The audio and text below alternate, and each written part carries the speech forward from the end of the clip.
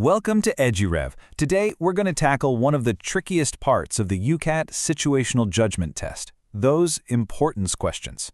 You know the ones, right? Where you're stuck staring at very important, and they both seem kind of right? Well, if that's you, you are in the right place. So, what is it about these questions that makes them so tough? It's that gray area, that feeling that every option could be justified. It feels so subjective. But I'm going to let you in on a little secret. It's not. There is a rock-solid logical framework, and by the end of this, you're going to have it down cold.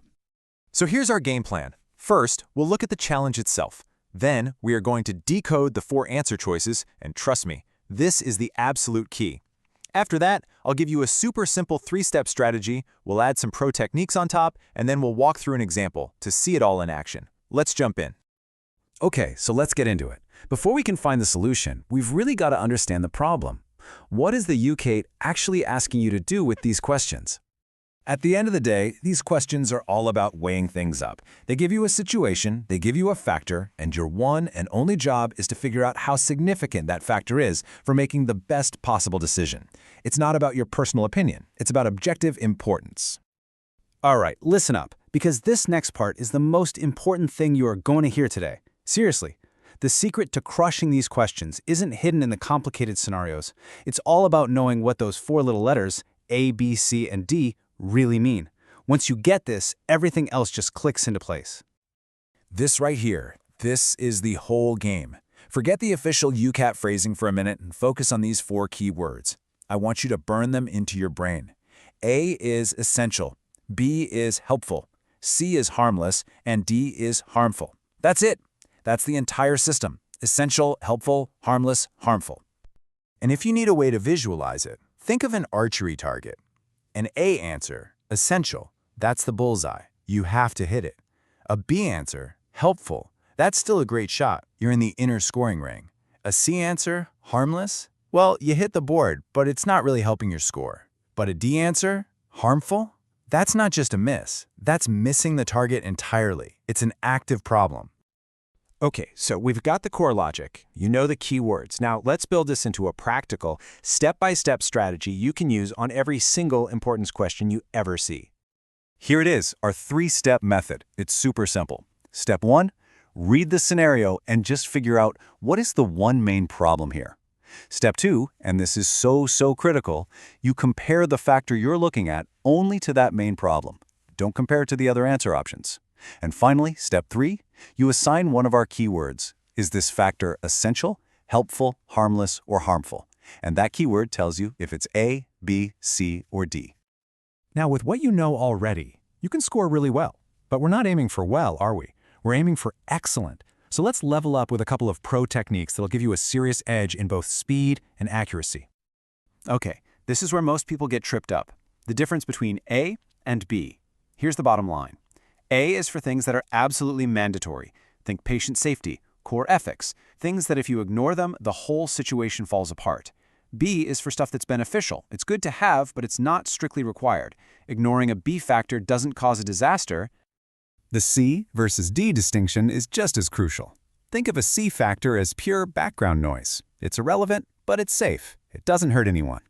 A D factor, on the other hand, is actively bad. It's not just irrelevant, it's unprofessional, it's unethical, or it's unsafe. Things like showing personal bias or breaking confidentiality, those are classic D answers. Want to go faster? Try this. As soon as you read a factor, just ask one quick question. Is this relevant or irrelevant to the main problem? If it's relevant, you know the answer has to be either A or B. If it's irrelevant or actually harmful, it's got to be C or D. Boom! You've just cut your options in half. And here's another one, a real precision tool. Before you do anything else, just ask yourself this. Is this factor absolutely essential for a safe, ethical outcome? If the answer is a big, flashing yes, then it's an A. Pick it, move on.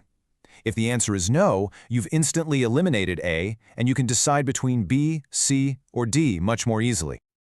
All right, theory is great, but let's see this thing in action. It's time to take everything we've learned, our keywords, our strategy, our pro tips, and apply it to a real scenario.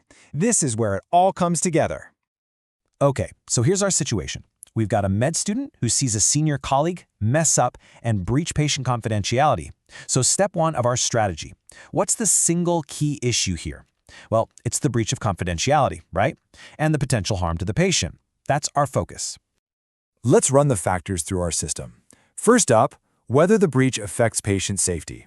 Is patient safety essential? Absolutely. It's not negotiable. That's an A.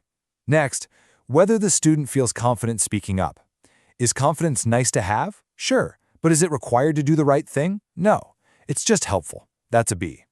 How about whether the room where it happened was noisy? Does that matter at all? Nope. It's just background info. It's harmless. A classic C.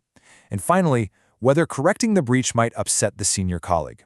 Should we prioritize a colleague's feelings over patient confidentiality? No way. That's unprofessional and puts the patient at risk. It is actively harmful. That is a D. See how easy it is when you use the keywords? So let's lock this in one last time. This is what I want you to take away. A is for essential. It's mandatory. B is for helpful. It's good, but not required. C is for harmless, just irrelevant background noise. And D is for harmful. It's actively unprofessional or unsafe. Use these words and you can't go wrong. Now, if you found this helpful, the absolute best way to make it second nature is just to practice. You can find thousands of UCAT questions on the EduRev app to really nail down this technique. Go ahead and download it from the Play Store or the iOS App Store to keep up your prep. Thanks so much for watching, and I'll see you in the next one.